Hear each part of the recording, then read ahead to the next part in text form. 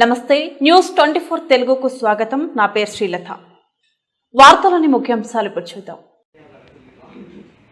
జగిత్యాల జిల్లా రాయకల్ మండలం మైతాపూర్ గ్రామంలో విషాద ఘటన తీవ్ర ఉద్రిక్తతకు దారితీసింది.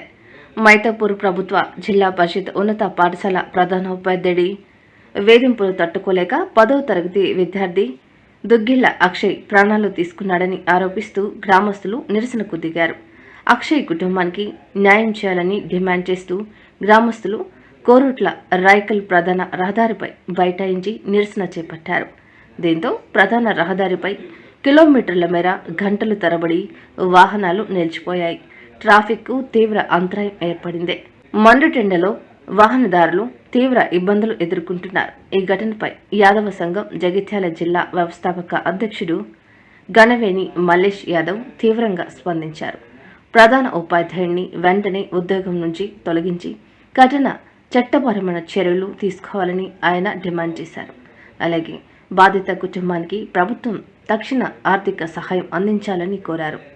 ఉన్నతాధికారులు రంగంలోకి దిగి బాధిత కుటుంబానికి న్యాయం చేస్తామని హామీ ఇచ్చారు. దీంతో గ్రామస్తులు తమ నిరసనను విరమించారు.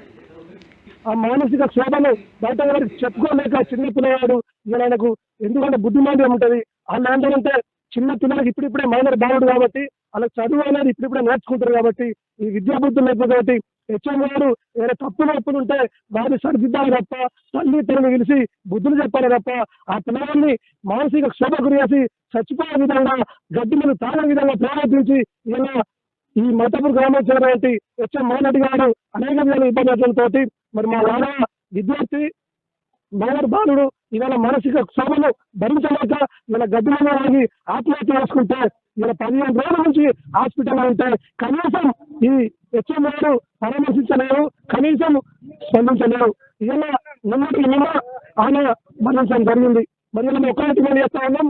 మరి ఇలా మా విద్యార్థిని ఈ విధంగా ప్రేరేపించి మానసిక క్షోభ గురి చేసి చనిపోయే విధంగా చేసినటువంటి హెచ్ఎం మోహన్ గారిని వెంటనే శాశ్వతంగా సస్పెండ్ చేసి శాశ్వతంగా బట్టలు చేసి ఆయన జాబును విధి నుంచి తరలించని చెప్పి మేము డిమాండ్ చేస్తా ఉన్నాం. మరి అదేవిధంగా నిన్న నైట్ అందరం కూడా యావసంగా నాయకులం గ్రామ నాయకులం అందరం కలిసి కూడా మేము కాంటాక్ట్ చేయడం జరిగింది. ఇప్పటికీ 14-15 గంటలు జరుగుతూ ఉంది.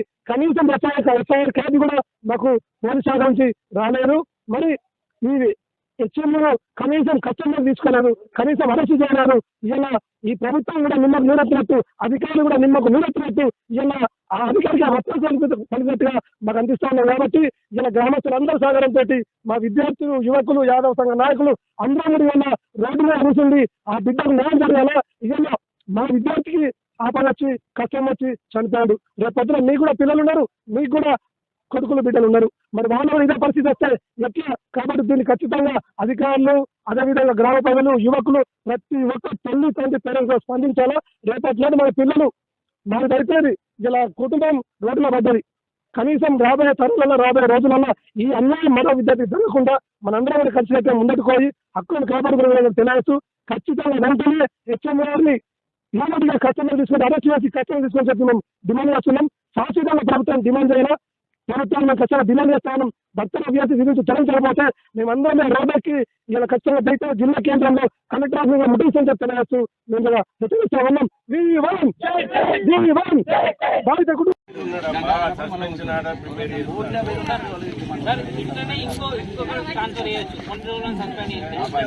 నాకు సంబంధం లేదు. పోలీస్ స్టేషన్ కానీ కూడా తీసుకుపోతాను రాను అంటాను. ఒక 5 రాను అంటున్నారు. అరే అన్ని ఇస్తా బాబా కదా అన్ని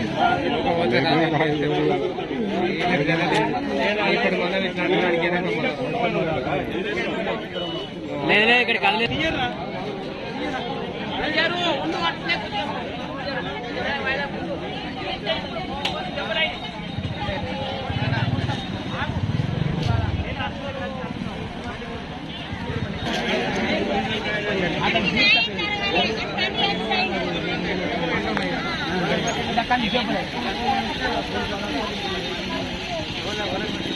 కూర్చోండి ఇక్కడ.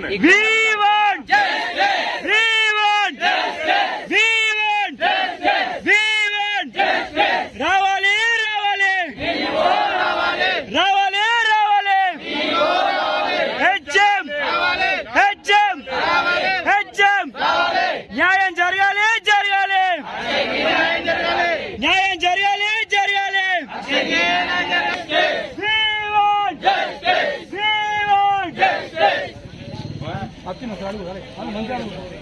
ఇప్పుడు సార్ జరిగిన సంఘటనను బట్టి మనం ఎంక్వైరీ చేస్తాము.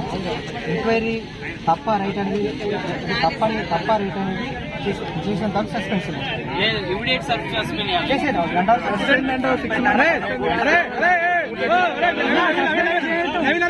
నాకుందా నీకు సస్పెండ్ ఎందుకు సస్పెండ్ మొత్తం రూట్లోకి వెళ్ళి ఉండదు జాబే ఉండదు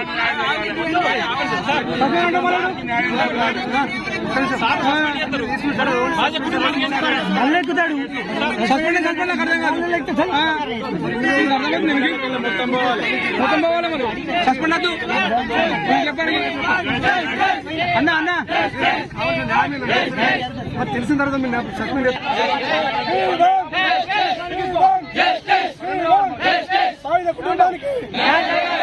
కుటుంబానికి